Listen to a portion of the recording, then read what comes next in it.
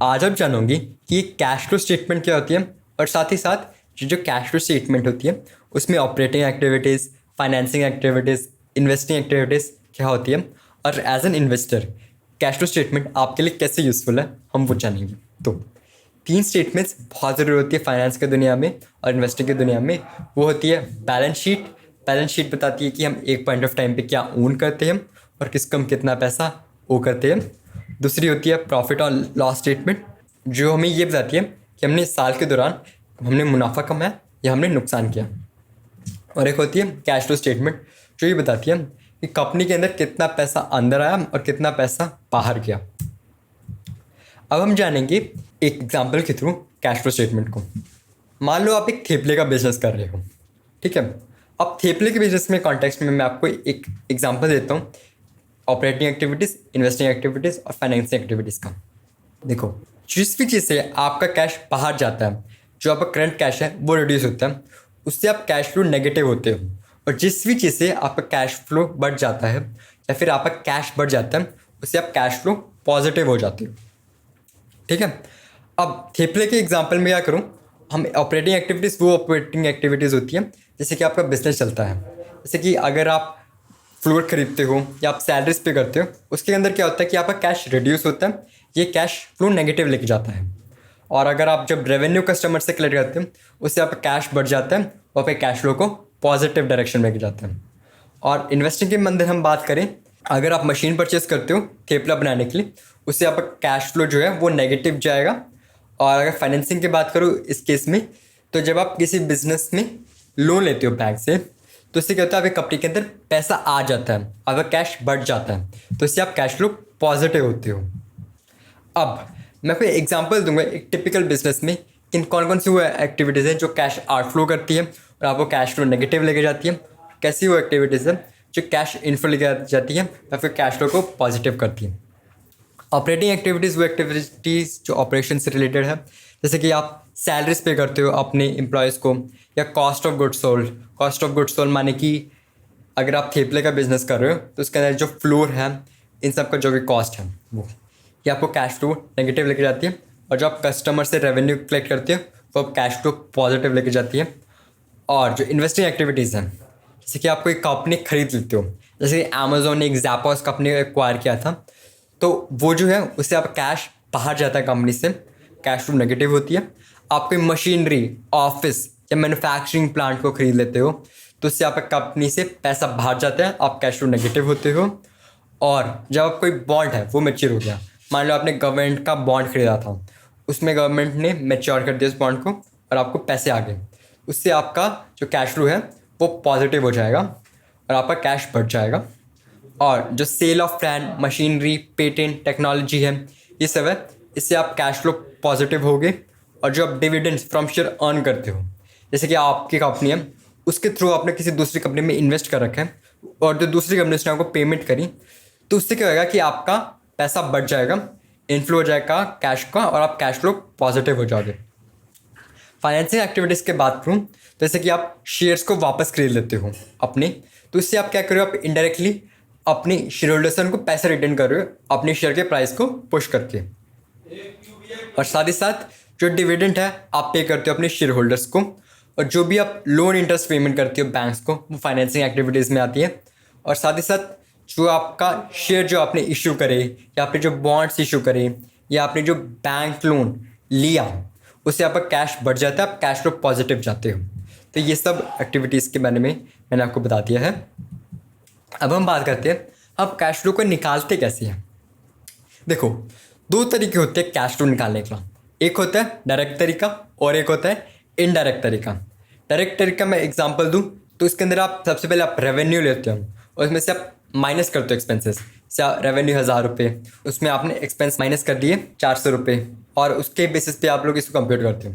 Indirect method में आप indirectly compute करते हो, जैसे आप नेट प्रॉफिट लेते हो और उसमें आप आइटम्स को ऐड ऑन करते हो और फिर आप कैश फ्लो के पास जाते हो, उसको आप कहते हैं indirect way of computing cash flow. All publicly listed companies in India and US indirect method को ही यूज़ करती हैं। ये जो एग्जांपल है वो मैंने हार्वर्ड की वेबसाइट से लिया है। अब हम इसमें देखें तो हम स्टार्ट करते हैं नेट इनकम से, और उसके अंदर हम कर रहे हैं एडजस्टमेंट्स कर रहे हैं ताकि हम cash flow from operating activities को निकाल सकें।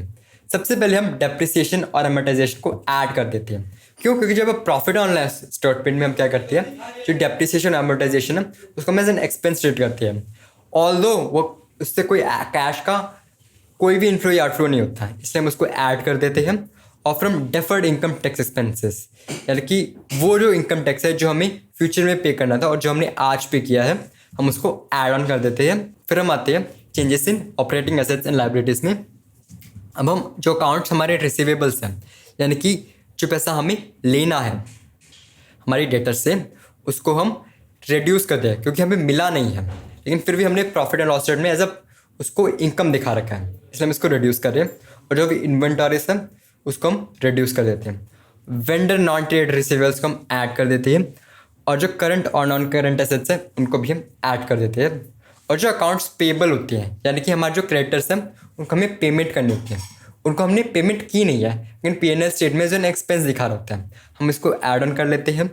और जो डेफर्ड रेवेन्यू है, यानी कि वो रेवेन्यू जिसके अंदर हमें कस्टमर ने पहले से ही पैसा दिया लेकिन हमने उस गुड्स की डिलीवरी नहीं करी है, हम उसको भी ऐड कर देते हैं क्योंकि ये हमें पैसा मिल चुका है। और other current and non current liabilities की जो नेट है उसको हम ऐड कर देते हैं। अब जो कैश जनरेटेड हुआ वो हुआ 53,666। अब हम इन्वेस्टिंग एक्टिविटीज़ में आते हैं, जो है परचेज ऑफ मार्केटेबल सिक्योरिटीज़। जैसे कि आपकी कंपनीज है, उसने RBI के बॉन्ड खरीदे, तो इस केस में क्या हुआ, उसके कंपनी से पैसा बाहर गया इसलिए ये नेगेटिव होगा। और proceed from maturity of marketable securities, जैसे कि जो RBI का बॉन्ड है वो मैच्योर हो गया और RBI ने आपको पैसे पे कर दिए, तो इससे आपका कैश फ्लो पॉजिटिव है। और फिर आता है proceed from sales of marketable security, जैसे कि आपने RBI का जो बॉन्ड है उसको आपने ट्रेड कर दिया और उससे आप जो आपको पैसे मिले वो यहाँ पे कैश फ्लो पॉजिटिव है। और payments made in connection with business acquisitions, यानी कि आपने कोई नया बिजनेस खरीद लिया, जैसे अमेजोन ने अगर कोई ज़ापास बिजनेस को खरीदा तो उससे इसका कैश फ्लो जो है नेगेटिव होगा। और payments made for acquisition of property plant and equipment, यानी कि आपने प्रॉपर्टी खरीदी या प्लांट खरीदा, उससे कैश बाहर गया इसलिए नेगेटिव है। और पेमेंट्स फॉर इंटेंजिबल एसेट्स, आपने इंटेंजिबल्स खरीदते उससे पेमेंट नेगेटिव हुआ और अदर चीज़ों से पेमेंट नेगेटिव हुआ।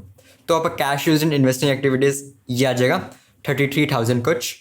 और फाइनेंसिंग एक्टिविटीज़ की बात करें तो जो भी आपने अपनी कंपनी के शेयर होल्डर्स को डिविडेंड्स पे करें तो वो जो है आपका कैश फ्लो को रिड्यूस करेगा, कैश फ्लो नेगेटिव लेके जाएगा। और आपने कोई अपना स्टॉक है उसको परचेज कर लिया, जब भी आप स्टॉक परचेज करते हो तो आप इनडायरेक्टली अपने शेयर होल्डर्स को पैसा रिटर्न करते हो, इसलिए जो है जो कैश फ्लो है यहाँ पे नेगेटिव होगा। और proceeds from issuance of long term debt net, जब भी आप कोई लॉन्ग टर्म डेट उठाते हो बैंक से या फिर किसी भी बंदे से, तो उससे आपका कैश जो है वो बढ़ जाता है, इसलिए ये पॉजिटिव है। और अदर चीज़ों से आपका पॉजिटिव कैश फ्लो आया है यहाँ पे।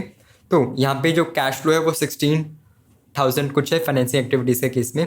अब आपको जो कैश है अगर वो जानना है आपके एंड ऑफ द ईयर कितना है, तो वो जानने के लिए आप क्या करोगे, आपका जो भी आपका कैश जो स्टार्टिंग में है वो ले लोगे और उसमें से आप ऐड कर लोगे ये सारे आइटम्स। आप cash generated by operating activities add कर लोगे, आप इसको भी ऐड कर लोगे, cash use in investing activities जो कि एक नेगेटिव इफेक्ट लेके आएगा, फिर आप उसको भी ऐड कर लोगे जो कि फाइनेंसिंग एक्टिविटीज़ है जो कि एक नेगेटिव इफेक्ट लेके आएगा इस केस के अंदर। और फिर आपको आपका जो फाइनल जो कैश है at the end of year मिल जाएगा।